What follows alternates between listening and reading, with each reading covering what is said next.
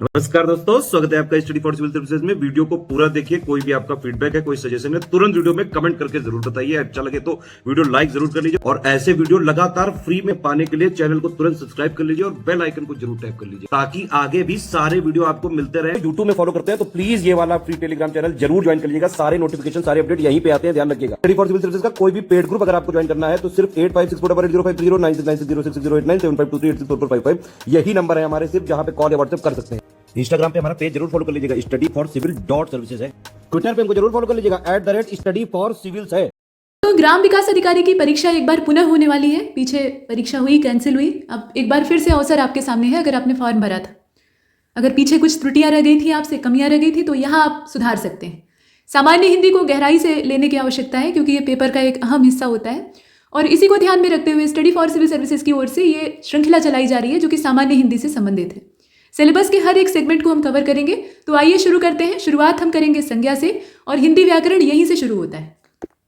परिभाषा हालांकि परीक्षा में नहीं पूछी जाती है, लेकिन आपको अंडरस्टैंडिंग अपनी डेवलप करनी होगी, यानी समझना तो होगा संज्ञा है क्या। ये जाने बगैर अगर आप आगे बढ़ जाते हैं और सीधे रटना शुरू कर देते हैं तो चीज़ें निश्चित तौर पर भूल जाएंगी, इसलिए समझना आवश्यक है। देखिए, परिभाषा के तौर पे अगर किसी भी चीज़ को आप जानना चाहते हैं, किसी भी शब्द का अर्थ जानना चाहते हैं, तो सरल तरीका यह है कि संधि विग्रह कर लीजिए। संधि के बारे में हम आगे पढ़ेंगे, लेकिन एक सामान्य तो आप जानते ही हैं। संधि विच्छेद क्या होता है? शब्दों को तोड़ना अलग अलग रूपों में। तो जिन शब्दों के जोड़ से एक नया शब्द बना या जिन वर्णों के जोड़ से एक नया शब्द बना, उसको हम वापस विभाजित कर रहे हैं। तो यहाँ भी विभाजित कर दीजिए। तो संज्ञा का जब आप विभाजन करेंगे तो इसमें सम ये अलग शब्द है, म के साथ हलंत है, ध्यान दीजिएगा, और ज्ञा ये अलग शब्द है।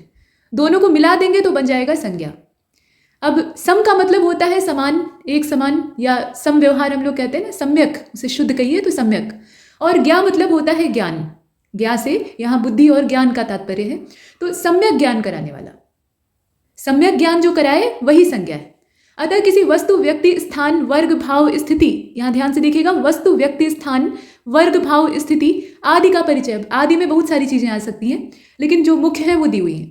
तो आदि का परिचय कराने वाले शब्द संज्ञा कहलाते हैं। संज्ञा का मतलब होता है नाम, पर्याय के तौर पे। पर्याय एकदम से हूबहू शाब्दिक अर्थ नहीं होते हैं, लेकिन मिलते जुलते होते हैं। तो संज्ञा को अगर आप मोटे तौर पे समझना चाहते हैं तो इसका मतलब समझिए, जितने भी नाम हैं, किसी भी चीज़ का नाम है तो वो संज्ञा है।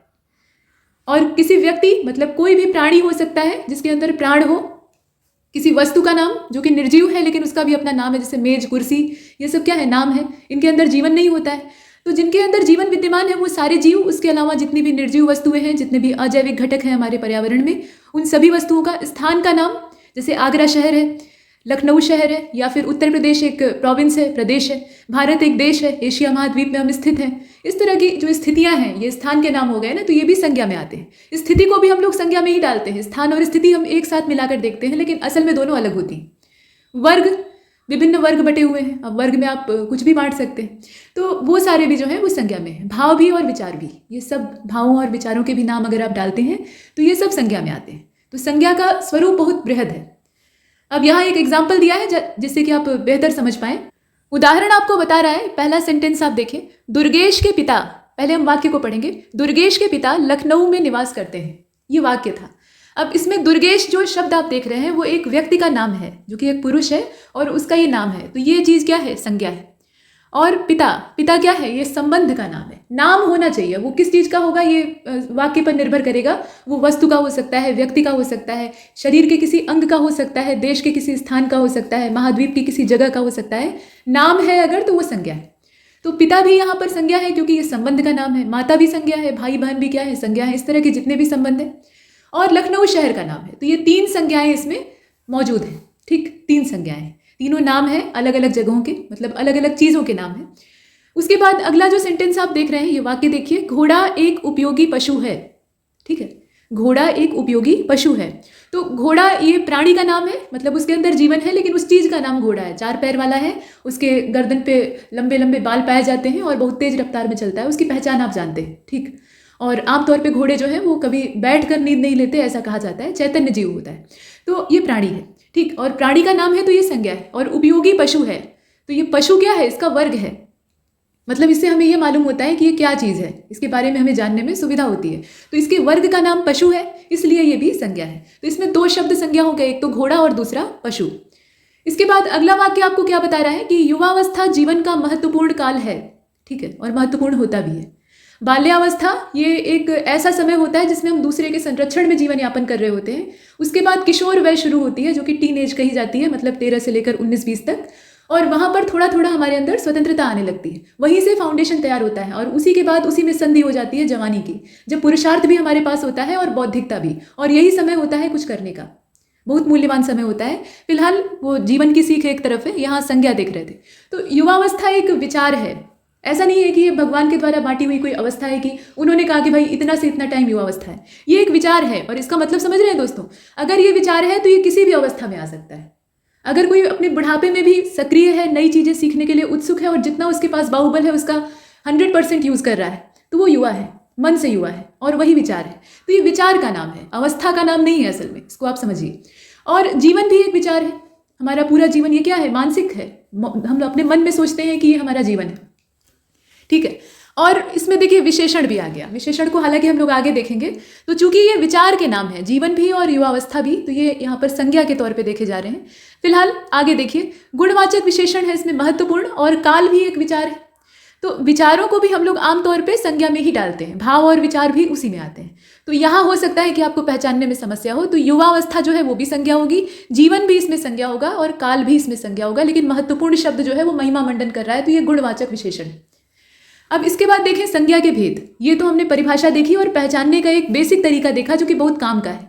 यकीन मानिए सिर्फ इतना भी अगर आप समझ लेते हैं जितना इसमें अभी तक कहा गया, तो उससे भी आप संज्ञा के कोई भी प्रश्न गलत करके नहीं आएंगे, लेकिन और विस्तार से जानने की आवश्यकता है। तो यहाँ आप देखें संज्ञा के भेद।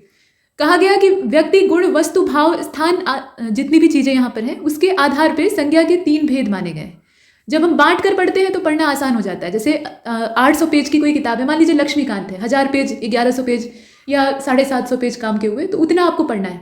एक साथ आप बैठ के पढ़ेंगे तो संभव नहीं है। उसको महीने में डिवाइड कर लीजिए, 20-20 पन्ने, 18-18 पन्ने, आराम से हो जाएगा, ठीक है। तो वही चीज़ है, किसी भी चीज़ को आपको समझना है तो उसके लिए आपको उसको डिवाइड करना पड़ेगा। व्यक्ति, गुण, वस्तु, भाव, स्थान, तो उसी के आधार पर बांटा गया। देखिए व्यक्तियों का जहाँ वर्णन प्राप्त होता है उसे हम कहते हैं व्यक्तिवाचक संज्ञा।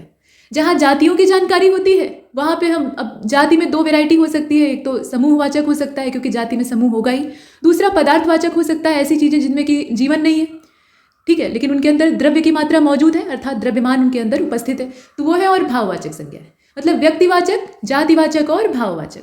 और जातिवाचक में 2 प्रकार आप देखिए, समूहवाचक और पदार्थवाचक।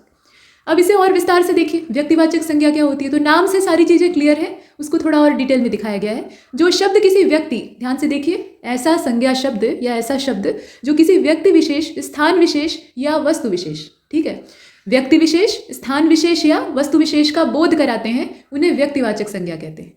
जैसे गौतम बुद्ध, ठीक है, ये क्या है, व्यक्तिवाचक संज्ञा है। सिद्धार्थ को गौतम बुद्ध कहा जाता था, तो ये इनका नाम हो गया। इसके बाद हिमालय, ये एक पर्वत का नाम है, तो पर्वत को एक व्यक्ति मान लिया यहाँ पर। मतलब ये नहीं है कि पर्वत जिंदा हो गया, लेकिन हिंदी के व्याकरण की दृष्टि से उसको एक व्यक्ति का स्वरूप माना, तो उसका नाम है हिमालय। तो हिमालय शब्द क्या है, उसका शाब्दिक अर्थ भले ही हो कि बर्फ का निवास स्थान है, लेकिन उसका यहाँ अगर व्याकरण में हम देखेंगे तो वो एक संज्ञा है। और कैसी संज्ञा है, व्यक्तिवाचक संज्ञा है। उसी प्रकार से ताजमहल है तो इमारत, लेकिन यहाँ एक व्यक्ति के तौर पे, एक पर्सन की तरह से हम उसे ट्रीट करेंगे, तो ताजमहल भी क्या है, व्यक्तिवाचक संज्ञा है। ऐसे ही सीता, गंगा, जयपुर, रामायण, ये सब मतलब जीवन रहे या न रहे उससे मतलब नहीं है, उसके अंदर पदार्थ मौजूद होना चाहिए, यानी द्रव्य की मात्रा होनी चाहिए, और वो एक व्यक्ति के तौर पर उसका परिचय दिया जाना चाहिए, मतलब उसकी इंट्रोडक्शन एक व्यक्ति सूचक ही होनी चाहिए। तो नामकरण किया गया, और ये सारे जो हैं ये व्यक्तिवाचक संज्ञा में आते हैं। इसकी विशेषता ये होती है व्यक्तिवाचक संज्ञा की कि यह दुनिया में एक ही होती है। मतलब ये है कि अब गौतम बुद्ध एक ही हैं, वो दूसरे नहीं हैं। महात्मा गांधी एक हैं, वो दूसरे नहीं हो सकते। ये नहीं कि 10-20 महात्मा गांधी पैदा हो गए। सुभाष चंद्र बोस एक ही हैं, मतलब थे, आज भी हमारी स्मृतियों में जीवित हैं, तो वो एक हैं। लक्ष्मीबाई सिर्फ एक हैं, या कितने भी महापुरुष हों। आदमी बहुत सारे हो सकते हैं, लेकिन उस खास नाम या उस खास गुण वाला जो व्यक्ति है वो एक ही होगा। विवेकानंद 10-20 नहीं है, सिर्फ एक, और संभवतः शायद ही आगे के समय में कोई विवेकानंद पैदा हो। तो इस तरह के जो लोग होते हैं उन्हें यहाँ व्यक्तिवाचक संज्ञा में डाला। मतलब ये दुनिया में एक ही होती है। ताजमहल भी हजारों नहीं है, सिर्फ एक है। औरंगजेब ने कोशिश की थी लेकिन वो कर नहीं पाया, मतलब वैसा नहीं बनवा पाया। इसके बाद आप देखें दूसरे वाले इसमें विशेषता को, ये हम व्यक्तिवाचक संज्ञा की विशेषता देख रहे थे। पहला तो हमने देख लिया दूसरा हमें ये बताता है कि इसको हम पहले से जानने के आधार पे ही पहचान सकते हैं। मतलब हमें ये बताया गया है, हमें कहीं ना कहीं से ये इन्फॉर्मेशन मिली है कि ये फलाना जो व्यक्ति का चेहरा तुम देख रहे हो, बड़ी ही ध्यान मुद्रा में बैठे हुए हैं, चीवर लपेटकर और सिर पर ऐसे वो घोंघे की आकृति वाले शल्कनुमा बाल हैं, जो कि कहीं कहीं कहा जाता है कि घोंघे ही है असल में। तो इस तरह का जो व्यक्ति दिखाई दे जो कि बड़ा ही तेजस्वी है, तो वो गौतम बुद्ध है। टोपी पहने हुए हैं और एकदम सैनिक वाली वेशभूषा में नारे लगा रहे हैं, तो वो नेताजी सुभाष चंद्र बोस है, जिनके अंदर अदम्य इच्छा शक्ति है। शिवाजी महाराज हैं, उनका एक स्वरूप हमारे सामने उभरता है। या ऐसे ही, या हमारे प्रधानमंत्री जी ही हैं तत्काल के, मोदी जी, तो उनका एक स्वरूप हमें पता है कि वो ऐसे ही दिखते हैं, और उन्हीं को हमें कहना है नरेंद्र मोदी, कोई दूसरा नहीं। हम अमित शाह को नरेंद्र मोदी नहीं कह सकते, है ना। तो इसका मतलब ये है कि पहचान, यहाँ पे पहचान हमें पहले से होती है, हम जानते हैं। और नदी में हम सारी नदियों को तो गंगा कहते नहीं, हमारे सामने से पानी बह रहा है तो उसको हम गंगा ऐसे नहीं बोल सकते, गंगा को हम पहचानते हैं। वैसे ही ताजमहल को हमने देखा है, मतलब रियलिटी में भले न देखा हो, लेकिन किताबों में देखा है या हमें बताया गया है। और यकीन मानिए कि अगर किसी चीज़ के बारे में वो कितनी भी महान हो, आपको बताया नहीं गया हो, आपको जानकारी ना हो, तो आप उसे नहीं पहचान पाएंगे। मतलब उसे कोई नाम आप नहीं दे पाएंगे, कोई संज्ञा उसकी नहीं हो पाएगी आपके लिए, ठीक। जैसे ताजमहल के बारे में मान लीजिए किसी को नहीं बताया गया है, या रामायण एक पुस्तक है, उसके बारे में किसी को पता ही नहीं है, तो उसे सामान्य किताब की तरह से ट्रीट करेगा, कोई एक विशेष पहचान नहीं दे पाएगा, ठीक है। तो इसमें पहले से हमें मालूम होता है, जो व्यक्तिवाचक संज्ञा होती है उसके बारे में हमें पहले से जानकारी होती है। अच्छा, अब इसके बाद आगे चलते हैं। देखिए जातिवाचक संज्ञा में क्या आता है। तो जातिवाचक संज्ञा में वो समस्या नहीं है, हालांकि पहचान इसमें भी होनी चाहिए। अगर आपके पास उस जीव के बारे में जानकारी नहीं है, जैसे कुत्ता कैसा दिखता है आपको मालूम नहीं, तो आप कैसे पहचानेंगे, ठीक है। तो यहाँ आप देखें, किसी प्राणी, पदार्थ या समुदाय की पूरी जाति का इससे बोध होता है। मतलब एक प्राणी को हम लेकर नहीं चलते हैं, वो एक व्यक्ति वाला तो पीछे छूट गया व्यक्तिवाचक में, पूरे समुदाय का यानी पूरे झुंड का हमें बोध होता है। और वर्ग यानी जिसे आप क्लास कहते हैं अंग्रेजी में, तो उसका बोध कराया जाता है, और इसी को कहते हैं जातिवाचक संज्ञा। जैसे लड़का, अब लड़के कई सारे हो सकते हैं और होते हैं असल में, तो वो क्या है, पूरा समूह है, तो ये जातिवाचक, लड़कों की एक जाति है कहने का मतलब। वैसे ही पर्वतों की भी एक प्रजाति है। अब ये सही है कि उसमें डिस्ट्रीब्यूशन होता है कि ये वलित पर्वत है, वो भ्रंशोत्थ पर्वत है, ऐसे, लेकिन कुल मिलाकर पर्वत दिखता कैसा है, एक रफ आइडिया है, तो वो सारे समूह जो है वो पर्वत कहे जाते हैं। वैसे ही घर बहुत सारे हैं, पुस्तकें बहुत सारी हैं, नगर बहुत सारे हैं, झरने भी कई सारे हैं, कुत्तों की भी संख्या में कोई कमी नहीं है, ठीक है। तो इस तरह से आप देखें, ये सारी जो है ये जातियों को सूचित करते हैं, तो ये जातिवाचक संज्ञा में आते हैं। और इनके लिए भी पहले से रिकॉग्निशन आवश्यक है। मतलब आपको पता होना चाहिए कि ये जो बहती हुई चीज़ है इसको झरना कहा जाता है, ये जो ऊंचा ऊंचा दिख रहा है इसको पर्वत कहते हैं। वो सब आपको बताया गया रहता है, कहीं ना कहीं से वो आपके सबकॉन्शियस माइंड में स्टोर रहता है, और दिमाग आपको बताता है कि अच्छा वही चीज़। जातिवाचक संज्ञा तो एक वर्ग है, सीधी बात है, और दुनिया में इसकी अनेक इकाइयाँ होती हैं, ऐसी जातियों की कोई कमी तो है नहीं। युवक जो है वो जातिवाचक संज्ञा है, और लड़का जो है, अब इसमें देखिए ध्यान से, युवक जातिवाचक संज्ञा है, और दुनिया में लड़का वर्ग में अनेक युवक विद्यमान है। लड़का हम आमतौर पे एक जो नर व्यक्ति होता है उसके लिए इस्तेमाल करते हैं अगर वो नई उम्र का है, मतलब युवा है, उसको हम युवान या युवक कह के बाद में बुलाते हैं। पहले हम कहते हैं कि वो लड़का है, वो लड़की है, ऐसे बोलते हैं। तो ये क्या है, लड़का वर्ग में बहुत सारे युवक आ जाएंगे। आवश्यक नहीं है कि लड़का जो है वो युवक ही हो, लड़का किशोर भी हो सकता है, लड़का एकदम छोटा शिशु भी हो सकता है, और बड़ा भी हो सकता है, बुढ़ा भी हो सकता है, लेकिन बुढ़े को लड़का नहीं कहा जाता, ठीक है, तो वो अलग बात है। कुल मिलाकर बात यह है कि अनेक युवक जो है वो लड़के के वर्ग में आ जाएंगे। मतलब लड़का एक बड़ा है, बड़ा इसमें क्षेत्र है, उसमें बहुत सारे युवक आएंगे, ये कहने का मतलब। इसके बाद आप देखिए और भी चीज़ें हैं। जातिवाचक संज्ञा का आधार क्या होता है, किसी भी चीज़ का आधार आपको मालूम होना चाहिए। तो वस्तु आदि का समान गुण देखते हैं, और पहले से उन गुणों के, मतलब उस वर्ग के गुणों के बारे में हमें जानकारी होती है, और वैसे गुण किसी अन्य में हम जब देख लेते हैं तो हम कहते हैं कि ये वाला उससे मैच कर गया, यानी ये उसी वर्ग का है, ऐसे बोलते हैं। मतलब आपको पता है कि लड़के के अंदर क्या क्या क्वालिटी होती है, तो आपने कहीं भी उसके जैसा कोई देख लिया तो आप पहचान जाएंगे कि अरे बस करो, ये भी लड़का है, वो भी लड़का है, ये पर्वत है, पर्वत ऐसा ही दिखता है, तो वहाँ भी मुझे ऐसा ही दिखा, तो वो भी पर्वत है, ठीक है। इस तरीके से आप रिकॉग्नाइज करते हैं, लेकिन इसमें भी पहले से जानकारी आपके पास होनी चाहिए, तुरंत ही हम उस तरह की दिखने वाली चीज़ को पहचान लेते हैं और उसका वर्ग बता देते हैं। तो यहाँ पहले से देखे हुए वही चीज़ बताई गई है, पहले से देखे हुए कुत्तों, युवकों, पहाड़ों, पेड़ों आदि के समान गुणों के आधार पे किसी भी नए युवक को देखें, नए लड़के को देखें, नए पहाड़ को देखें, पेड़ में देखें कि कोई गुण ऐसा ही दिख रहा है, तो हम कहेंगे कि अच्छा ये वृक्ष है, ये पेड़ है। अब ये भी कहा गया कि यह व्यक्ति या वस्तु की जाति, समूह, वर्ग, गुणों, विशेषताओं इत्यादि की जानकारी देता है। तो ये कुछ बेसिक परिभाषाएं हो गई। ऐसा ही हम किसी नई व्यक्तिवाचक संज्ञा को, इसमें यह कहा गया कि किसी भी नई व्यक्तिवाचक संज्ञा को हम जैसे नहीं पहचान सकते हैं, पहले से देखे गए के आधार पर ही हम फैसला लेते हैं, तो वही चीज़ यहाँ भी है। ठीक है। अब इसमें थोड़ा सा अंतर होता है। पहले से अगर आपके पास किसी लड़के की जानकारी है, मतलब लड़के के बारे में आप जानते हैं, यहाँ जातिवाचक में बताया जा रहा है, तो फर्क यही है कि इसके जैसे बहुत सारे हैं। व्यक्तिवाचक में तो ये था कि वो सिर्फ वही है, जैसे ताजमहल है तो सिर्फ ताजमहल एक ही है, दूसरा उसके जैसा नहीं हो सकता। जातिवाचक में समूह का बोध हो रहा है, तो उसके जैसे हजारों हैं, असंख्य हैं। तो हम एक बार अगर जान लेते हैं तो उसके बाद हमें रिकॉग्नाइज करने में सुविधा हो जाती है। हमें सिर्फ मिलाना होता है कि उस गुण से ये मेल खा रहा है कि नहीं, यही बताया गया है।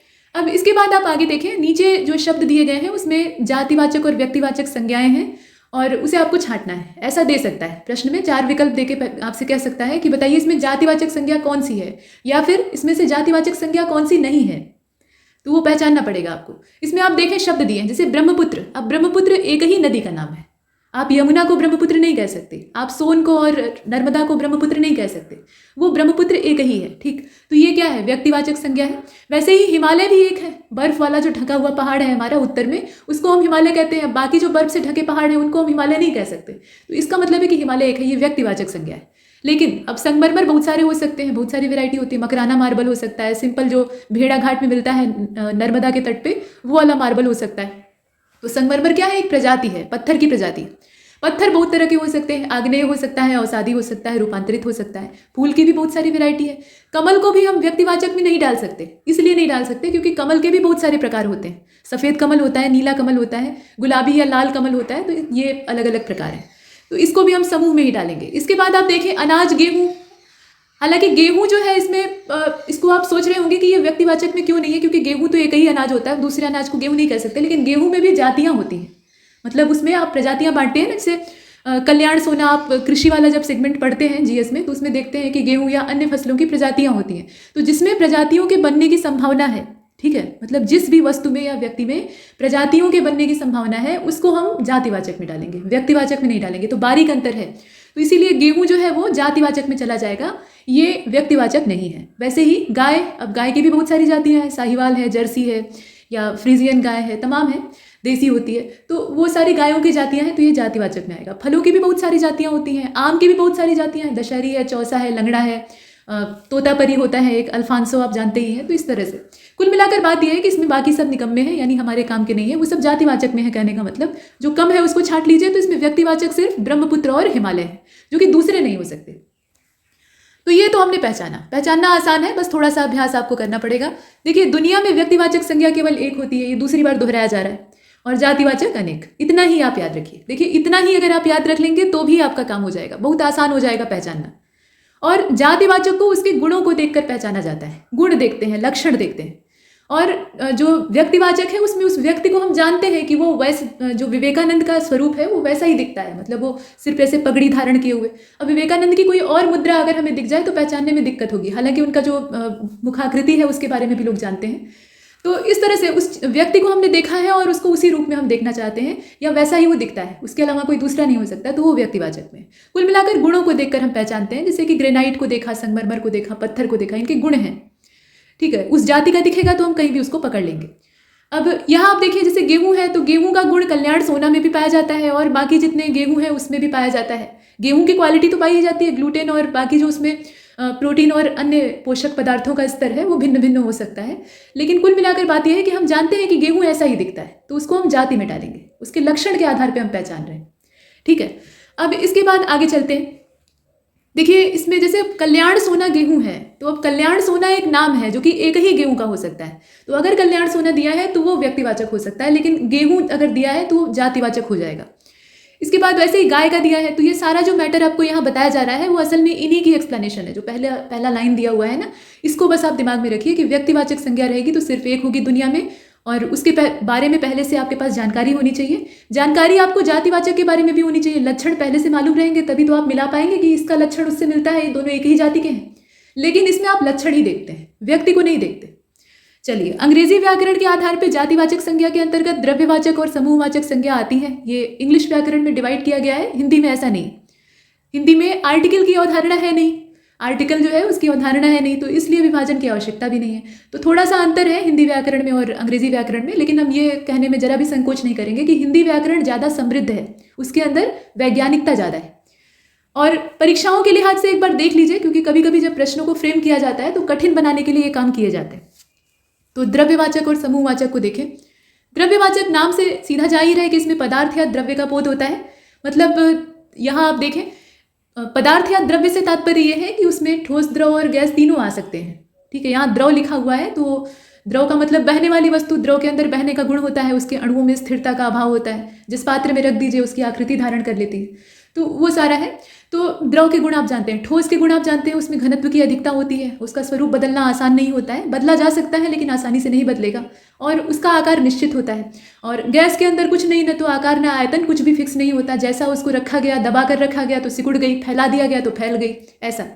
तो ये सारी वस्तुओं के बारे में हम जानते हैं, तो वो द्रव्यवाचक में आता है। उदाहरण के तौर पे पानी, तेल, मिट्टी का तेल, चीनी, ठोस पदार्थ में ये सब है। और द्रव्यवाचक संज्ञा में और भी चीजें आएंगी, जैसे कि सोना, लोहा, कुल मिलाकर द्रव्य जिनके अंदर है, मतलब पदार्थ की मात्रा जिसके अंदर है, तो वो वस्तु कहलाती है, वो चीज कहलाती है। मतलब पूरा ब्रह्मांड दो ही चीजों से मिलकर बना है, पदार्थ और ऊर्जा। तो पदार्थ जिसके अंदर भी मौजूद है, उन सभी को अगर नाम उनका है तो उसको हम द्रव्यवाचक संज्ञा में डालेंगे। अब उसमें ये पहचानना पड़ेगा कि ये जातिवाचक है कि व्यक्तिवाचक, और आमतौर पर ये जातिवाचक में ही होता है। हालांकि हिंदी में ऐसा कोई वर्गीकरण नहीं है, लेकिन अंग्रेजी में इसको जातिवाचक के अंतर्गत ही पढ़ते हैं। इसके बाद उसकी वजह है, देखिए लकड़ी कई प्रकार की होती है।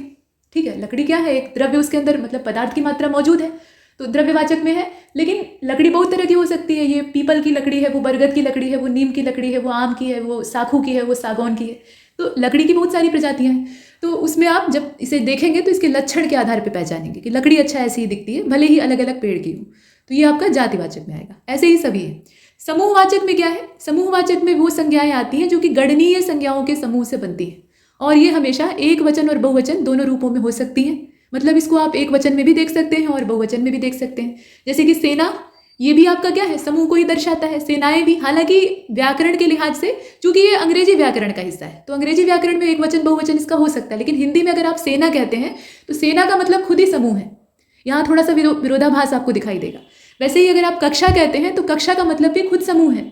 हालांकि कक्षाएं कई सारी हो सकती हैं तो उसमें आप लगा सकते हैं, लेकिन सेनाएं शब्द का इस्तेमाल आप उस कंडीशन में कर सकते हैं जब तीनों सेनाएं आपकी, मतलब जल सेना, थल सेना और वायु सेना है, तो उस कंडीशन में आप सेनाएं यूज कर सकते हैं। लेकिन व्याकरण के लिहाज से वो भी ठीक नहीं होता है। सेना शब्द जो है वो बहुवचन का प्रतीक है, तो उतना ही रहने देते हैं, ठीक। लेकिन चूंकि अंग्रेजी व्याकरण को इसमें मिक्स किया गया है, तो आप ये समझ लीजिए कि समूहवाचक में दोनों ही रूपों में इसको लिखा जा सकता है। मतलब एक वचन में भी लिख सकते हैं, बहुवचन में भी लिख सकते हैं। और ये शब्द जो होते हैं ना, ये किसी व्यक्ति के वाचक नहीं होके बल्कि समूह का या समुदाय का बोध कराते हैं। अब सेना में आप किसी एक को तो टारगेट बना नहीं रहे हैं, पूरे झुंड को कह रहे हैं, उसके अंदर जितने भी जवान हैं, जितने भी सैनिक हैं, उन सबको एक साथ देख रहे हैं, तो ये समूह का बोध कराती है। जैसे कि सेना, कक्षा, मंडली, जुलूस, परिवार, पुस्तकालय। पुस्तकालय पुस्तकों का समूह है। परिवार में सदस्य होते हैं, एक सदस्य नहीं होता। मंडली में भी पूरा समूह होता है, तो ये सब समूह का बोध कराते हैं। अच्छा, व्यक्तिवाचक संज्ञा कभी कभी जातिवाचक संज्ञा के तौर पर भी इस्तेमाल होती है। अब कैसे इस्तेमाल होती है, ये थोड़ा सुनने में अटपटा लग सकता है, क्योंकि आपने सुना है कि व्यक्तिवाचक संज्ञा हमेशा यूनिक होती है, उसके जैसा कोई दूसरा नहीं होता। लेकिन अब वो जातिवाचक कैसे बन सकती है? ये उस कंडीशन में हो सकती है जब कोई व्यक्तिवाचक संज्ञा व्यक्ति विशेष का बोध नहीं करा के उस व्यक्ति के गुणों या दोषों से युक्त अनेक व्यक्तियों का बोध कराती है। मतलब एक आदमी में वो दोष था, उसको हमने नजीर के तौर पे ले लिया, एग्जाम्पल के तौर पे ले लिया, और उसी की उपमा सबको देते फिर रहे हैं। समाज में ऐसा होता है, जैसे गांव मोहल्ले में कोई दुष्ट आदमी है, तो अगर आपके परिवार में भी कोई वैसा ही बिहेवियर कर रहा है तो आप उसे उसी की उपमा दे देंगे कि अरे फलाने जैसे हैं, मतलब एकदम वही बन गए हैं। तो इस तरह का जब उपमा दी जाती है तो उसमें व्यक्तिवाचक संज्ञा जातिवाचक में तब्दील हो जाती है। जैसे कोई घमंडी है और दुराचारी है तो उसको लोग दुर्योधन कह सकते हैं। कोई छल प्रपंच करने वाला है और शातिर दिमाग है तो उसको लोग शकुनी मामा बोलते हैं। तो इसका मतलब ये नहीं है कि शकुनी मामा बहुत सारे पैदा हो गए हैं, उसके जैसा वो लक्षण दिखा रहा है तो समाज में उसको उसी की उपमा दे दी जाती है। तो ऐसे हो जाता है। अब यहाँ कुछ एग्जाम्पल दिया हुआ है, जैसे इन रावणों से बचो। अब रावण कई थे तो हो नहीं सकते, रावण तो एक ही था, त्रेता में मार दिया गया, ठीक है। तो रावण के जैसा व्यवहार, मतलब अहंकारी, और ये कहा जाए कि किसी की ना सुनने वाला। रावण के अंदर सिर्फ एक ही अवगुण था, अहंकार, बाकी कोई अवगुण नहीं था। बाकी उसके अंदर क्वालिटीज ही थी। और सीता जी का अपहरण जो करने के पीछे उसकी मंशा थी, तो वो भी एक पवित्र मंशा थी, वो किसी पत्नी वत्नी बनाने के उद्देश्य से नहीं किया था। खैर ये अलग विषय है। तो कुल मिलाकर रावणों से बचो, ठीक है। वो सीता जी को अपने जो उनका लंका क्षेत्र था वहाँ रखकर वहाँ पे आश्रित रखकर वो उनसे प्राप्त करना चाहता था, सिद्धियाँ प्राप्त करना चाहता था, ठीक है। वो जानता था कि सीता जी लक्ष्मी जी का स्वरूप है, तो वो उन्हें अपने नगर में बसाना चाहता था, ठीक। तो ये चीज़। अब इसके बाद आप देखें, यहाँ नेताजी के बलिदान से धरती पर अनेक सुभाष पैदा हो गए। मतलब नेताजी यहाँ जो संबोधन है वो किसका है? सुभाष चंद्र बोस का है। तो कहा गया कि उन्होंने बलिदान दिया, तो उनके बलिदान से प्रेरणा लेकर धरती पर अनेक सुभाष यानी उन्हीं के जैसे गुण वाले उत्साही नवयुवक पैदा हो गए। तो वो सारे जो उत्साही नवयुवक हैं वो सुभाष चंद्र बोस नहीं हैं, लेकिन उन्हीं के जैसे गुण वाले हैं, उन्हीं के जैसे जज्बे वाले हैं। हूबहू वो नहीं हो सकते, लेकिन उन्हीं के जैसे हैं, तो उनको हम कह देंगे कि ये सुभाष सरीखा है। वैसे ही बिल्कुल हरिश्चंद्र है, यानी सत्य एकदम बोलते हैं, बिल्कुल झूठ नहीं बोलते, तो ऐसा है। ठीक है, वैसे ही रावण, सुभाष, हरिश्चंद्र, ये सब क्या है? ये यहाँ पर अधर्मियों, क्रांतिकारियों और सत्यवादियों का वर्गीकरण करते हैं। तो एक जाति विशेष का ये पहचान बन गया एक तरह से। मतलब सत्यवादियों का वर्ग है तो वो हरिश्चंद्र कहा जाएगा। तो यहाँ आप देख रहे हैं कि दोनों में संक्रमण पैदा हो रहा है, जो व्यक्तिवाचक संज्ञा है और समूहवाचक यानी जातिवाचक संज्ञा है। ठीक है, अब जैसे कोई बुरे आचरण वाला है या घमंडी है तो रावण उसको क्या दिया जाता है? तो रावण, ऐसे रावण बहुत सारे हैं अपने समाज में इस समय। तो 90% ऐसे लोग हैं जिनके अंदर अहंकार कूट कूट कर भरा हुआ है, तो वो सब रावण की ही टोली में शामिल हो जाएंगे। सुभाष जैसे वीर लोग कम पाए जाते हैं, लेकिन फिर भी ऐसे लोगों का भी एक झुंड है, तो वो एक जाति है जिसको कि हम सुभाष का नाम दे सकते हैं, मतलब उन्हीं से तुलना कर सकते हैं। हरिश्चंद्र आजकल मिलते नहीं हैं, लेकिन अगर कोई दावा करता है तो वो सब इस झुंड में मिल जाएंगे।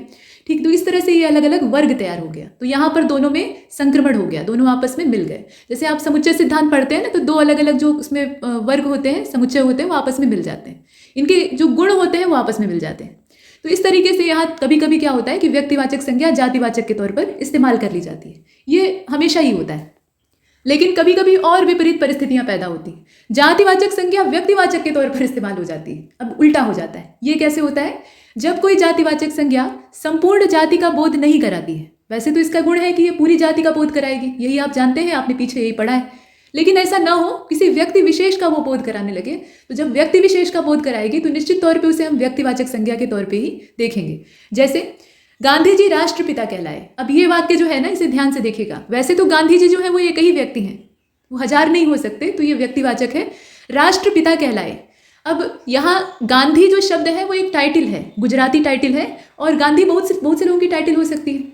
ठीक है, ऐसा तो है नहीं कि गांधी सिर्फ एक मोहनदास करमचंद गांधी थे, उनके पिता भी जो थे वो भी गांधी टाइटल वाले थे, उनके बेटे भी गांधी और बहुत सारे हैं, और गांधी परिवार एक अलग है। तो कुल मिलाकर बात यह है कि गांधी अनेक लोगों की जाति का नाम है। लेकिन यहाँ जब हम गांधी जी कहते हैं तो हमारे दिमाग में कोई और गांधी नहीं आता है, हमारे दिमाग में सिर्फ मोहनदास करमचंद गांधी की ही तस्वीर पहले कौंधती है। ठीक है, पहले दिमाग में वही आता है। तो ये व्यक्तिवाचक संज्ञा के तौर पर काम करता है। वैसे ही हम कहते हैं कि पंडित जी आधुनिक भारत के निर्माता थे, तो पंडित जी से हमारे दिमाग में कौनता है कि ये पंडित जवाहरलाल नेहरू की बात हो रही है, और किसी पंडित मतलब एक वर्ण की बात नहीं हो रही। वैसे ही हम कहते हैं कि नेताजी ने आज़ाद हिंद फौज का गठन किया और देश की आज़ादी में अभूतपूर्व योगदान दिया। तो नेताजी जो संबोधन है उससे हमें कोई जो तत्काल के नेता है उनकी छवि थोड़ी ही उभरती है। हमारे दिमाग में तुरंत वही नेताजी सुभाष चंद्र बोस, कदम कदम बढ़ाए जा, वो एकदम वीरगाथा उनकी उभर जाती है ना। तो नेताजी जो संबोधन है ये एक व्यक्तिवाचक यहाँ पर नहीं है, हालांकि मतलब एक जाति का सूचक है। नेता तो बहुत सारे हो सकते हैं, गांधी जो है बहुत सारे हो सकते हैं, पंडित भी बहुत सारे हो सकते हैं, बल्कि होते हैं, लेकिन उसमें से हम एक खास व्यक्ति को इस रूप में रिकॉग्नाइज करते हैं। ठीक है, तो ये चीज़ है। हालांकि पंडित जी का जो संबोधन है ये आप देखिए कि जब आज़ादी की लहर एकदम जोर शोर पे थी, काकोरी कांड के आसपास, तो चंद्रशेखर आज़ाद उस समय बड़े ही बढ़ चढ़ कर काम कर रहे थे, तो उनको भी पंडित जी कहा जाता था। तो ये संबोधन था, लेकिन ज़्यादा फेमस है ये पंडित जवाहरलाल नेहरू के लिए, तो इसमें आपने देखा। और इसमें यही बताया गया है कि गांधी जी, पंडित जी, नेताजी। एक चीज़ और है कि अपने पूर्वाग्रह से मुक्त होकर भाषण सुना करिए। मतलब इसमें ऐसा नहीं कि आप किसी राजनीतिक दल के पक्ष में चले जाएं और उसमें आप परेशान होने लगे कि या ये लोग कैसे पंडित कहला सकते हैं, या जो समाज में प्रचलित है, जो समाज अभी सुन रहा है या जान रहा है, उसकी बात हो रही है, और उसी से आपको काम है, आपको एग्जाम क्लियर करना है। यहाँ पे आप राजनीतिक दाव पेच में मत फंसिएगा। चलिए देखते हैं। तो ये कुल मिलाकर बताया गया कि ये जो शब्द हम लोग इस्तेमाल करते हैं, भले ही ये किसी जाति की सूचना देते हो, लेकिन यहाँ एक खास व्यक्ति के संबोधन में या सांकेतिक तौर पर उसके लिए यूज़ किए जाते हैं। इसके बाद अब भाववाचक संज्ञा को आप देखें तो भाववाचक संज्ञा यानी भाव प्रधान, इसमें भावना की प्रधानता होती है। और इसमें यह कहा गया कि जिन शब्दों से व्यक्तियों या पदार्थों के धर्म यानी उसके नेचर, गुण, दोष और अवस्था यानी उसकी जो स्टेट है, उसके व्यापार, अब व्यापार का मतलब यहाँ क्रियाकलाप से है, अर्थात उसकी एक्टिविटी से है, भाव, स्वभाव, अवधारणा, अवधारणा मतलब कॉन्सेप्ट आदि विचारों का बोध होता है, वे भाववाचक संज्ञाएं कहलाती हैं। जैसे कोमलता, बचपन, यहाँ आप देखिए कोमलता, बचपन, लंबाई, बुढ़ापा, शत्रुता, सलाह, मातृत्व, ये सब क्या है? भाव है। मातृत्व का भाव होता है, माता के अंदर वो संतान के प्रति स्नेह का भाव पैदा होता है। उसके ऊपर कोई ऐसे टैग नहीं लगा रहता है कि ये माता है, इनके अंदर मातृत्व है, ऐसा नहीं, उसके मन में वो भाव होता है। ठीक है, वैसे ही औचित्य, दासता भी एक भाव है। तुम मेरे मालिक हो, मुझे तुम्हारे लिए काम करना है, तुम जो कहो वो करना पड़ेगा, तो ये जो भाव है ये क्या है? दासता है। मित्र, मित्रता का भी भाव है। तुम मेरे मित्र हो, तुम हमारे लिए हमेशा हर संकट में तैयार रहते हो, मैं तुम्हारे लिए तैयार रहता हूँ। तो इस तरह का जो भाव है ये क्या है? मित्रता है। तो ये सब भावना है, और जब भावना का यहाँ नाम दे दिया जाता है तो वो बन जाता है भाववाचक संज्ञा। अब भाववाचक संज्ञा के बहुवचन कैसे होंगे, ये जरा सा यहाँ चर्चा का विषय है, तो इसको आप देखिए, थोड़ा गहराई से देखिएगा। जैसे हमने देखा था कि जातिवाचक संज्ञा में बहुवचन होता था, जातियों में बहुवचन होता था, वैसे ही भाववाचक संज्ञा में भी बहुवचन हो सकता है। कभी कभी प्रश्न ऐसा भी दे सकता है, बहुविकल्पीय प्रश्न ही रहेंगे, लेकिन अगर स्तर कठिन करना चाहें तो पूछ सकते हैं कि बताइए कि किस प्रकार की संज्ञा में बहुवचन उपस्थित हो सकता है। नीचे 4 विकल्प दिए जाएंगे, ठीक है। 4 विकल्पों में से आपको 2 को पकड़ना रहेगा। तो इस तरह का हो सकता है, या स्टेटमेंट दे सकता है। तो प्रश्न कैसे भी आ सकते हैं, आप यही मानकर चलिए। यहाँ देखिए कि जो भाववाचक संज्ञा है इसमें भी बहुवचन हो सकता है। जैसे कि बुराई, बुराई क्या है? एक भाव है, इससे कोई टैग या फिर कोई ऐसा नेम प्लेट नहीं लगी है कि वो बुराई है। आप जानते हैं कि वो चीज़ बुरी है और वो जिसके अंदर है उसके अंदर बुराई है, ये भावना है। तो बुराइयाँ हो सकती हैं। एक बुराई है तब तो हम बुराई कहेंगे, और 10 अवगुण अगर किसी एक आदमी में मौजूद है तो हम कहेंगे कि इसके अंदर हजारों बुराइयाँ हैं, ऐसे बोलते हैं। तो बहुवचन हो जाता है। दूरी, ये क्या है? भाव है। दूरी भी एक भाव है, ठीक है, कि आप उसे नापते हैं, पैमाना है उसका आपके पास। दूरी और विस्थापन में फर्क भी करते हैं भौतिक विज्ञान में, लेकिन दूरी एक भाव है कि यहाँ से उतनी दूर हमें जाना है। ये क्या है? आपके मन में चल रहा है। सड़क पे ऐसा लिखा नहीं है कि यहाँ से वहाँ तक, वो सरकार ने ही लगवाए हैं अपने मील के पत्थर की इसकी दूरी जो है वो 200 किलोमीटर है, लेकिन कुल मिलाकर ये मन की भावना से उपजी हुई चीज़ है, तो ये भाववाचक है। तो इसका भी बहुवचन हो सकता है, दूरियाँ हो सकता है। प्रार्थना का बहुवचन हो जाएगा प्रार्थनाएं, और प्रार्थना तो आप जानते ही हैं कि ये शुद्ध मन का भाव है, दिखावे की कोई चीज़ नहीं। तो ये शब्द भाववाचक संज्ञा के हैं, इन्हें एक वचन में भी इस्तेमाल किया जा सकता है और बहुवचन में भी, जैसी आवश्यकता हो। और भाववाचक संज्ञा के बहुवचनों में बुरी, यहाँ बुरा, आप देख रहे हैं, बुराइयाँ, दूरियाँ और प्रार्थनाएं, इनको जातिवाचक संज्ञा भी कभी कभी मान लिया जाता है। कैसे माना जाता है? तो बुराइयाँ कई प्रकार की हो सकती हैं, बुराइयों की भी पूरी जाति है, उसमें किसी भी तरह का बुरा अवगुण आपके पास हो सकता है, ठीक। वैसे ही दूरियाँ भी बहुत तरह की हो सकती हैं। क्षैतिज दूरी हो सकती है, लंबवत दूरी हो सकती है, रिश्तों की दूरी हो सकती है, ठीक है, आकाश से पाताल तक की दूरी हो सकती है। तो दूरी की बहुत सारी वैरायटी है। वैसे ही प्रार्थना भी बहुत तरह की हो सकती है, ठीक। तो ये है आपका, इसमें जाति के तौर पे भी इसको मान लिया जाता है, हालांकि ये गलत है, मतलब व्याकरण के लिहाज से देखें तो ये सही नहीं है। ये सब भाव हैं, इनको आप जाति के रूप में नहीं देखें। मन में जो उत्पन्न होता है ना, वो भाव है, जो सामने से दिख रहा है उसमें आप जाति बांटिए। अब जातिवाचक संज्ञा के बहुवचन बनते हैं, आप जानते ही हैं, लड़का से लड़के बन जाते हैं, सड़क से सड़कें बन जाती हैं। वैसे ही भाववाचक जो संज्ञा है उसमें भी बहुवचन बनता है। एक प्रार्थना आप कर रहे हैं तो ठीक है भाई, 2 प्रार्थना कर रहे हैं तो भी ठीक है, 10 प्रार्थनाएं कर रहे हैं तो प्रार्थनाएं यानी बहुवचन बन गया। वैसे ही दूरियां हैं, तो अब दूरियां में एक दूरी यहाँ से मतलब प्रयागराज से वाराणसी तक की दूरी, ठीक है, ये दूरी। उसके बाद आप कहेंगे अब वाराणसी से आगे भागलपुर बिहार तक की हम दूरी नापेंगे, तो वो दूरियां हो गई, 2 तरह की दूरियां आपने नापी, है ना। तो इसमें जब एक से ज़्यादा आएगा तो आप बहुवचन बना सकते हैं, कहने का तात्पर्य यही है। अब यहाँ एक चीज़ बताई गई है, इसमें जितना ये 1+1 करके दिखाया गया ना, मैथमेटिकल इक्वेशन, उसका तात्पर्य वही है। यहाँ आप हेडिंग देखिए, ये हेडिंग जो है इसमें कुछ काम की बातें हैं। भाववाचक संज्ञाएं 5 प्रकार के शब्दों से बनती हैं। भाववाचक संज्ञाओं में थोड़ा उलझाव होता है क्योंकि ये मिलती जुलती लगती हैं। वैसे तो देखा जाए तो तीनों ही संज्ञाएं आपस में मिलती हुई मालूम होती हैं। जातिवाचक और व्यक्तिवाचक में भी जो बारीक अंतर है वो आपको मालूम होना चाहिए। अभी आपने पीछे देखा कि कैसे जातिवाचक संज्ञा के तौर पर भी भाववाचक संज्ञा को लोग कभी कभी पहचानने लगते हैं, तो वहाँ प्रश्न गलत करके आते हैं। तो इसमें आपको ये पता होना चाहिए कि ये कैसे शब्दों से बनती है। तो कुल मिलाकर ये 5 प्रकार के शब्द हैं। पहला तो जातिवाचक संज्ञा से ही इनको बना लिया जाता है, और उसमें हम जब बनाते हैं, इनका निर्माण करते हैं, तो हम तद्धित प्रत्यय का इस्तेमाल करते हैं।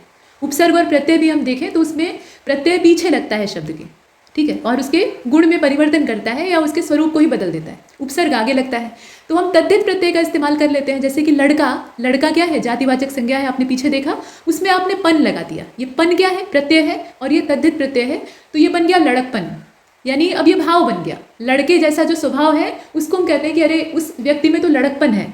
अब इसका मतलब ये नहीं कि वो लड़का है, किसी वृद्ध आदमी में भी वैसा ही स्वभाव दिखेगा तो हम कहेंगे कि उसमें बहुत ही बचकाना स्वभाव है, यानी लड़कपन पाया जाता है। वैसे ही मित्र से मित्रता, यहाँ ता प्रत्यय लगाया आपने। पशु से पशुता, तो जातिवाचक जो संज्ञा है उसको आप क्या कर रहे हैं? भाववाचक में परिवर्तित कर रहे हैं, और किसके माध्यम से कर रहे हैं? तो ये प्रत्यय है, तद्धित प्रत्यय है। सर्वनाम से भी हम यही काम कर सकते हैं, विभिन्न तद्धित प्रत्यय लगा के। जैसे निज है, निज से निजत्व हो जाएगा, त्व प्रत्यय यहाँ लगा। वैसे ही अपना से अपनापन, यहाँ पन प्रत्यय लगा। सर्व से सर्वस्व, यहाँ पे स्व प्रत्यय लगा। उसी प्रकार से आप देखिए अहम से अहंकार है, तो ये सारे प्रत्यय जोड़कर बने। फिर आप देखिए इसमें विशेषण से, प्रत्यय सभी में लगाना पड़ता है, बिना प्रत्यय लगाए स्वरूप बिगड़ेगा नहीं इसका, या दूसरे स्वरूप में ये परिवर्तित नहीं होगा, कहने का मतलब ये है। तो विशेषण में आप कैसा लगाइएगा? इसमें भी तद्धित प्रत्यय लगाइए, जैसे बूढ़ा से बुढ़ापा, ये क्या है, विशेषण हो गया, मतलब विशेषण से परिवर्तन हुआ। उसके बाद चतुरता से, माफ कीजिए, चतुर से चतुरता, मीठे से मिठास हो जाएगा, मधुर से माधुर्य भी हो सकता है। अब जैसा प्रत्यय आप लगाइए, माधुर्य हो जाएगा या फिर मधुरता हो जाएगा, दोनों आप लिख सकते हैं। ऐसे ही तमाम एग्जाम्पल हैं। गरीब से गरीबी, भूख से भूखा, यहाँ आप देख रहे हैं परिष्कृत से परिष्कार, धीर से धैर्य धीरज, आलस्य, ये आलसी से आलस्य हो गया, विद्वता और विद्वान ये आपस में हो गए। तो इस तरीके से ये तद्धित प्रत्यय लगाकर इसका परिवर्तन किया जा सकता है। क्रिया से भी हो सकता है, क्रिया से संज्ञा, ये कृत प्रत्यय से बनेगा। यहाँ पर तद्धित प्रत्यय नहीं है, प्रत्यय की भी वैरायटी होती है, वो यहाँ डिस्कस नहीं करेंगे, वो अगले वीडियो में होगा। तो कृत प्रत्यय लगा के भी काम होता है, जैसे कि चढ़ना, ठीक है। अब चढ़ना में ये क्या है, चढ़ना क्रिया है, मतलब आप कोई ना कोई एक्टिविटी करेंगे तभी तो चढ़ेंगे। तो चढ़ने में आपने क्या किया, कृत प्रत्यय जोड़ा, ये बन गया चढ़ाई। उसके बाद चलने में, चलना, अब यहाँ चाल और चलना ये आपस में कृत प्रत्यय के माध्यम से जुड़े हुए हैं। कृत का मतलब होता है करना, तो ये करने का सूचक होता है, मतलब करने के भाव को दर्शाता है, ऐसा प्रत्यय होता है। दौड़ना और दौड़ आप देख रहे हैं, सजाना और सजावट देख रहे हैं, वैसे ही हंसना और हंसी, पीना और पान, खेलना खेल, थकना थकाना, ये सब है, मतलब थकान और थकाना है। इसके बाद अव्यय को आप देखें तो अव्यय से कैसे बनेगा, जैसे कि निकट से निकटता है, कुछ अव्यय शब्द हमें जोड़ने पड़ते हैं, और दूर से दूरी है, नीचे से नीचता है, धिक से धिक्कार है, ऐसे। तो हमने ये देखा, कुल मिलाकर सारांश ये है कि इस प्रकार से ता त्व पन ई आई ई, यहाँ आप देखें ये ता त्व पन बड़ी ई, आई आ, इयत, आहद, त य, ये सब प्रत्यय हैं, अलग अलग प्रत्यय हैं जो कि भिन्न भिन्न शब्दों का स्वरूप बदलने में सक्षम है। तो इनको लगाने से हम जो जातिवाचक संज्ञाएं हैं उनको भाववाचक संज्ञा में बदल सकते हैं, ये तरीका है। और हिंदी में संज्ञाएं लिंग, वचन तथा कारक इसके द्वारा अपने स्वरूप का निर्धारण करती हैं, जो कि संज्ञा के विकारक तत्व हो सकते हैं, मतलब ये संज्ञा को बिगाड़ सकते हैं। बिगाड़ने का मतलब ये नहीं कि उसे खराब कर देंगे, उसका स्वरूप बदल देंगे। तो स्वरूप बदल रहे हैं, इसका मतलब है कि उसमें विकार पैदा कर रहे हैं। विशेषण का भी कभी कभी संज्ञा के तौर पर इस्तेमाल होता है, और आपने सुना होगा, जब विशेषण आपने कभी पढ़ा होगा तो उसमें देखिए गुणवाचक विशेषण जो है वो किसी चीज़ का गुण बताता है, सामान्य उसकी परिभाषा है। और सबसे बड़ा और लंबा चौड़ा परिवार गुणवाचक विशेषण का ही होता है, उसमें बहुत सारे नाम और बहुत सारी चीज़ें आ सकती हैं। कभी कभी क्या होता है कि एक वाक्य के अंदर संज्ञा और सर्वनाम ये दोनों ही लुप्त हो जाते हैं, बहुत रेयर होता है लेकिन ऐसा हो सकता है। तो उस कंडीशन में सारा जो नेतृत्व का दारोमदार है वो गुणवाचक विशेषण के ऊपर आ जाता है, और वो संज्ञा और सर्वनाम की भूमिका निभाने के लिए वहाँ हो जाता है, मतलब उसी को हम संज्ञा मान लेते हैं। तो ऐसा होता है, वो भी हम देखेंगे। फिलहाल विशेषण शब्द का संज्ञा के रूप में इस्तेमाल होता है, वही आपको जो बताया। गरीब लड़के पढ़ नहीं सकते, पढ़ सकते हैं लेकिन उन्हें खुद से बहुत प्रयास करना पड़ेगा। गरीबी इसका मतलब ये नहीं है कि आपके लिए सारे रास्ते बंद हैं, लेकिन यहाँ ये एक आम धारणा है कि गरीब लड़के पढ़ नहीं सकते। तो गरीब शब्द लड़के, लड़का जो है वो संज्ञा है, तो उसका विशेषण है, गरीबी उसकी विशेषता है, लेकिन यहाँ क्या हुआ, उसके साथ वो अटैच हो गया, तो गरीब लड़के। वैसे ही गरीब लोग पढ़ नहीं सकते, अमीर लोग पढ़ना नहीं चाहते। अब ये वाला जो है इसमें भी वही चीज़ काम कर रही है। इसकी एक्सप्लेनेशन आप देखें, ज़्यादा समझ में आएगा। इसमें ये कहा गया कि गरीब विशेषण है और गरीब लोग संज्ञा के स्थान पर इस्तेमाल हो रहा है। अमीर विशेषण है लेकिन अमीर लोग को हमने क्या बना दिया, संज्ञा बना दिया। अमीर जो है वो असल में गुणवाचक विशेषण है, वैसे ही गरीब भी एक गुणवाचक विशेषण है, लेकिन यहाँ पर लोग शब्द जोड़कर हमने क्या किया, एक व्यक्ति का स्वरूप उसको दे दिया, तो ये बन गया संज्ञा। अब चलिए आगे देखते हैं, अन्य प्रयोग भी हैं, जैसे ईमानदारों को डरने की जरूरत नहीं है, मतलब ईमानदारों अर्थात ईमानदार लोगों को। तो यहाँ भी वही बात है, लोगों शब्द जुड़ा है, इसका मतलब है कि ये विशेषण, ईमानदारी जो है वो विशेषण है, गुण है एक तरह का, उसमें आपने लोग जोड़ दिया तो संज्ञा बन गया। वैसे ही बड़ों को छोटों का ध्यान रखना चाहिए, छोटों को बड़ों का आदर करना चाहिए, तो बड़े लोगों और छोटे लोगों, अब यहाँ पे भी ये संज्ञा बन गए हैं, जबकि बड़ा छोटा क्या है, ये यहाँ पर विशेषण है, आप जानते ही हैं। भूखों को खाना खिलाओ, यानी भूखे लोगों को खाना खिलाओ, भूख जो है वो एक विशेषण है, ठीक है, भूखे जो है वो विशेषण है। अब उसमें आपने लोगों जोड़ दिया तो एक व्यक्ति का स्वरूप बन गया, जाति का स्वरूप बन गया। ऐसा ये व्यक्ति नहीं है बल्कि जाति का स्वरूप है, क्योंकि भूखे बहुत सारे लोग हो सकते हैं, बड़े बहुत सारे लोग हो सकते हैं, और ईमानदार भी बहुत सारे लोग हो सकते हैं, तो ये सिंगल नहीं है, तो ये जाति। अब यहाँ ये बताया गया, अगला पैराग्राफ आपको ये बता रहा है कि व्यक्तिवाचक, जातिवाचक और भाववाचक संज्ञा की क्या पहचान हो सकती है। तो जिस संज्ञा को हम देख सुन स्पर्श कर सकते हैं, मतलब देख भी सकते हैं, सुन भी सकते हैं और छू कर भी देख सकते हैं, और कुल मिलाकर इसका मतलब ये है कि उनके पास एक भौतिक स्वरूप होता है, ठीक है, मतलब उनके अंदर द्रव्य की मात्रा है और ऊर्जा की उपस्थिति है।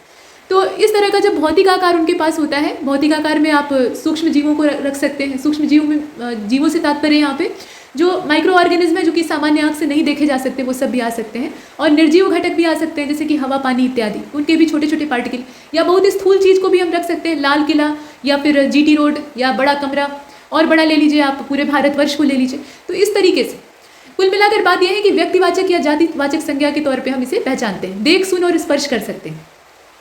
लेकिन अब यहाँ एक चीज़ कही गई है कि हम किसी इंद्रियों से मतलब हम किसी को इंद्रियों से भौतिक रूप में देख, सुन, स्पर्श या चख नहीं सकते, केवल अपने मन में, विचार में या अनुभूति के रूप में महसूस कर सकते हैं, तो वहाँ पर भाववाचक संज्ञा होती है।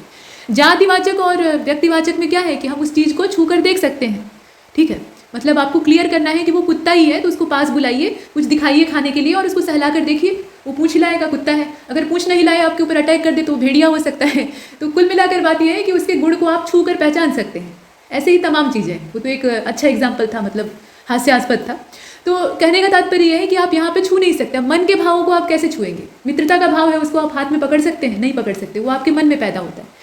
तो इस तरह के जो विचार होते हैं, मन की अनुभूतियाँ होती हैं, जो कि संज्ञा के रूप में कैटेगराइज की जा सकती हैं, उनको हम भाववाचक संज्ञा में डालेंगे। तो ये सबसे अच्छा परिभाषा, पहचानने का तरीका, इससे आप बहुत बढ़िया तरीके से पहचान सकते हैं। तो जो मूल कॉन्सेप्ट है उसको समझिए, रटने के चक्कर में मत पड़िए। नीचे दिए गए शब्दों में से व्यक्तिवाचक, जातिवाचक और भाववाचक संज्ञा आपको छांटनी है। तो अब इसमें छांटते हैं, देखते हैं। देखिए इसमें दिया हुआ है दीपावली, हाथी, गीता, व्याकरण, इंसानियत, आग, सुंदरता, इत्र, खुशबू, ललाई, सफेदी, यमुना, ये सब शब्द दिए। अब इसमें से आपको पकड़ना है। तो व्यक्तिवाचक संज्ञा में आप किसको डाल सकते हैं? गीता जो है वो 1000 नहीं हो सकती, सिर्फ एक ही होगी। श्रीमद् भगवत गीता वो सिर्फ एक है हमेशा, पूरे विश्व में, पूरे ब्रह्मांड में। तो दुनिया की एकमात्र पुस्तक है। निश्चित श्लोक को हम पढ़कर, अगर इस श्लोक के बारे में हमें जरा भी जानकारी है, या उसके कम से कम स्वरूप को देखकर हम पहचान सकते हैं कि अच्छा वो पुस्तक जो है वो गीता है और वो वाली जो है वो महाभारत हो सकती है। तो हम जानते हैं उनके बारे में, ठीक है, मतलब पहले से जानते हैं कि वही चीज़ होगी गीता। तो ऐसा जो है ये व्यक्तिवाचक में आएगा। ऐसे ही एक बहने वाली श्यामल पानी वाली जो नदी है वो यमुना है। अब यमुना को आप रिकॉग्नाइज कर सकते हैं, वैसे ही गंगा को पहचान सकते हैं। तो ये व्यक्तिवाचक है, इनके समान कोई दूसरा नहीं हो सकता है। जातिवाचक में आप हाथियों के झुंड को देख लीजिए। तो इसमें कुल मिलाकर आपने छांटा, तो छांटिए, देखिए इसमें त्योहार के तौर पे दिया है दीपावली। तो वो मन का भाव है, वो कोई दिखने वाली चीज़ तो है नहीं, हालांकि चीज़ों को देखकर ही हम रिकॉग्नाइज करते हैं, लेकिन वो मन में भाव पैदा होता है कि आज दीपावली। कुल मिलाकर यहाँ देखिए जो गीता शब्द है वो क्या है? व्यक्तिवाचक संज्ञा है। वैसे ही आप देखिए यमुना, ये नाम है ना, नाम तो वैसे सभी हैं इसमें, तो ये भी व्यक्तिवाचक है। इन दोनों के समान कोई दूसरा नहीं हो सकता है। अब देखिए व्यक्तिवाचक संज्ञा को तो हमने देखा। जातिवाचक में घुसते हैं तो हाथी। अब हाथी जो है उनकी पूरी जातियाँ हैं, एशियन एलिफेंट्स है, अफ्रीकन है, और एशियन है तो उसमें भी बहुत सारी बिरादरी उनकी है ना। तो हाथी जो है वो जातिवाचक संज्ञा में आएगा। उसी प्रकार से आग के भी बहुत सारे प्रकार होते हैं। जंगल की आग होती है, जमीन पर लगने वाली ऐसे सामान्य आग होती है। तो आग की भी अलग अलग जातियां हैं। तो ये आप देख रहे हैं, ये भी क्या है? जातिवाचक में आएगा। इत्र की भी बहुत सारी वैरायटी है। तो ये तीनों शब्द क्या है? जातिवाचक संज्ञा है। इनको हम गुणों के आधार पर देख, सूंघ कर या स्पर्श करके जान सकते हैं। आग है या नहीं जरा छू कर देखिए, मालूम हो जाएगा। तो कुल मिलाकर बात यह है कि इन्हें हम स्पर्श करके पता लगा सकते हैं या इनका अनुभव कर सकते हैं। तो ये हो गया। और भाववाचक संज्ञा में हम छू नहीं सकते। अब दीपावली को आप थोड़े छू लेंगे। अगर आप ये सोच रहे हैं कि आप दिया पकड़ेंगे और वो दीपावली हो जाएगा, तो ऐसा नहीं है। दिया तो आप रोज भी जला सकते हैं, लेकिन वो खास दिन होता है, अमावस्या की रात्रि होती है कार्तिक मास की, तो उसको हम तय किए हैं कि अच्छा वो दीपावली है, तो उस दिन मन का भाव पैदा होता है कि आज रंगोली बनानी है, घर सजाना है, घर में लाइट की व्यवस्था करनी है, लक्ष्मी गणेश का पूजन करना है। ये सब मन का भाव है। मन में अगर भाव नहीं है तो कोई दीपावली नहीं है। और मन में भाव किसी और दिन पैदा हो गया, मान लीजिए वो चैत्र महीना चल रहा है और गर्मी का मौसम है, आपके दिमाग में आया कि आज ही दीपावली मनाते हैं। या मान लीजिए किसी अच्छे पद पे आपका सिलेक्शन हो गया और आपने तय किया कि हम आज ही दीपावली मनाएंगे, तो आप मनाइए, आपके लिए वही दीपावली है। तो ये भाव है, मन का भाव है, मन से ही होता है। त्यौहार सारे जो है वो मन के भाव में आते हैं। और वैसे ही आप देखें, इसमें नीचे इसको ऐसे देख लीजिए, देखिए व्याकरण, तो व्याकरण जो है वो भाषा शास्त्र की अवधारणा है, ये भी मन का भाव है। इंसानियत जो है वो भी मन का भाव है, ये सामने से दिखता नहीं है। सुंदरता भी मन का भाव है, कोई चीज़ सुंदर है या असुंदर है, मतलब सुंदर है या कुरूप है, ये हम तय करते हैं।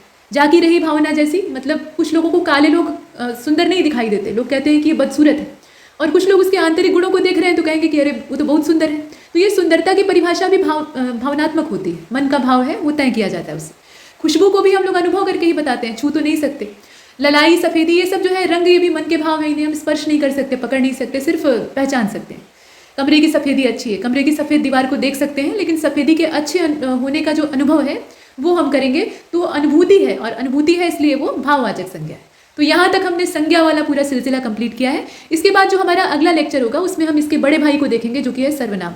जहाँ संज्ञा काम नहीं आती वहाँ सर्वनाम काम आता है, और जहाँ सर्वनाम भी काम न करे वहाँ पर विशेषण काम आते हैं। तो ये क्रम से चलता रहेगा। इसमें इतना ही, और तब तक के लिए नमस्कार।